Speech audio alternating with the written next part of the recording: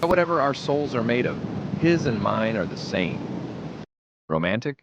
Maybe. But dig deeper, and you'll find obsession, vengeance, madness, and death.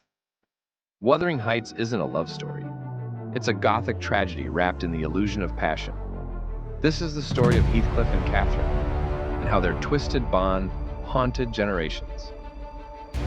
In 1847, Wuthering Heights emerged from the windswept mind of Emily Brontë, who had never married, lived in near isolation, and died at 30. Her novel shocked Victorian readers. Critics called it savage, morbid, even repulsive. But today, it's considered one of the boldest literary experiments of the 19th century. Through it, Brontë shattered conventions of class, gender, and morality, and asked the ultimate question: what happens when love becomes something darker? Two houses, Wuthering Heights, wild, raw, violent. Thrushcross Grange, civilized, refined, cold. In between, the lives of Catherine Earnshaw and Heathcliff spiral into chaos.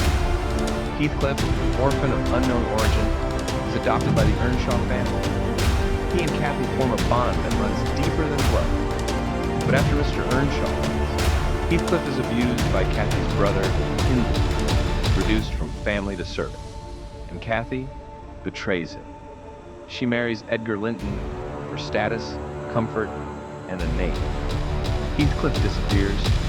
He returns, rich, bitter, and consumed by revenge. He destroys everyone around him: Edgar, Hindley, even Cathy herself. But it's not over. A second generation, Hareton and Cathy's daughter, must reckon with the ghosts of the past. Heathcliff is one of literature's most debated characters. He's passionate, wounded, and magnetic, but also cruel, manipulative, and unrelenting. He's the classic Byronic hero, brooding, obsessive, self-destructive.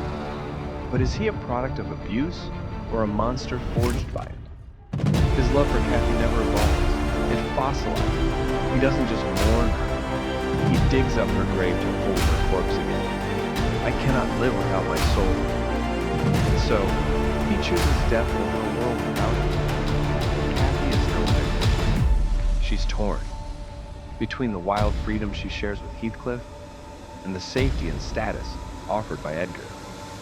When she says, "I am Heathcliff," she's admitting that part of her identity lives outside social rules.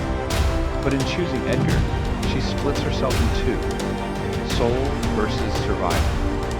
And that fracture consumes her. Her decline is symbolic.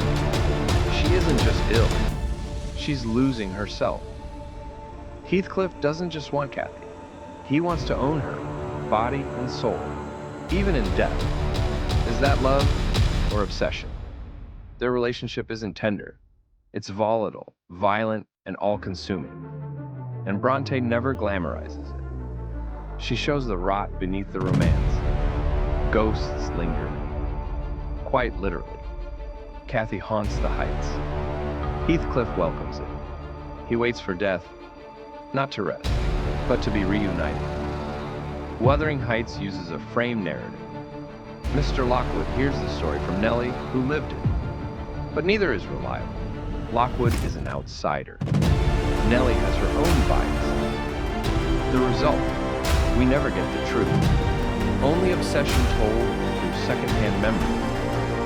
That's part of the genius. The whole book feels like a fever dream. The second generation mirrors the first. Cathy's daughter and Hareton, Heathcliff's abused nephew, fall in love.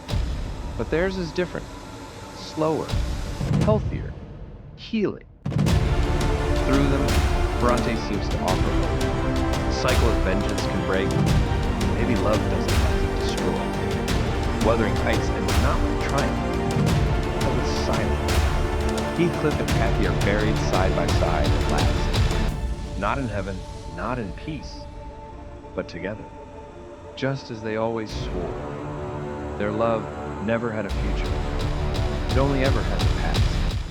And sometimes, the most powerful love stories are the ones that were never meant to be.